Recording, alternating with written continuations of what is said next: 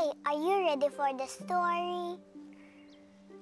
Today, I, Jacqueline, will be reading Matilda, a story written by Roald Dahl. It's a funny thing about parents. Even when their own child is the most disgusting little blister you could ever imagine, they still think that they are wonderful. Some parents go further. They become so blinded by adoration, they manage to convince themselves that their child has qualities of genius. Well, there's nothing very wrong with all this. It's the way of the world. It is only when parents begin telling us about the brilliance of their own revolting offspring that we start shouting, "Bring us a basin, we're going to be sick." School teachers suffer a good deal from having to listen to the sword of twaddle from proud parents. But they usually get their own back when the time comes to write the end-of-term reports.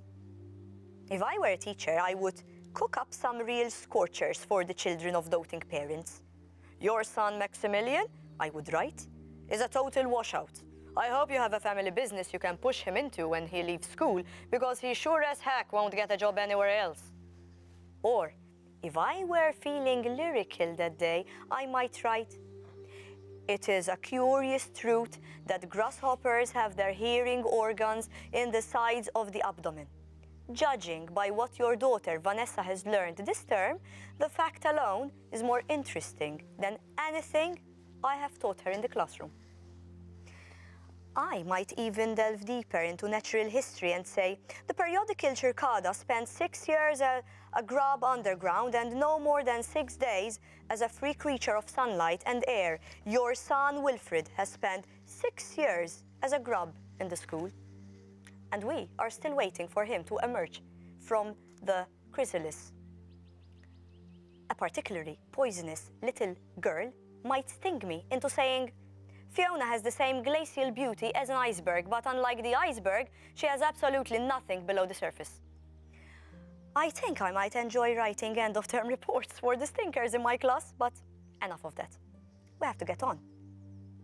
Occasionally, one comes across parents who take the opposite line, who show no interest at all in their children. And these are, of course, far worse than the doting ones.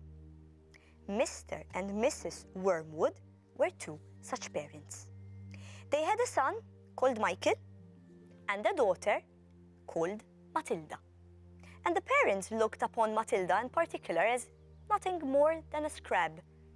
A scab is something you have to put up with until the time comes when you can pick it off and flick it away.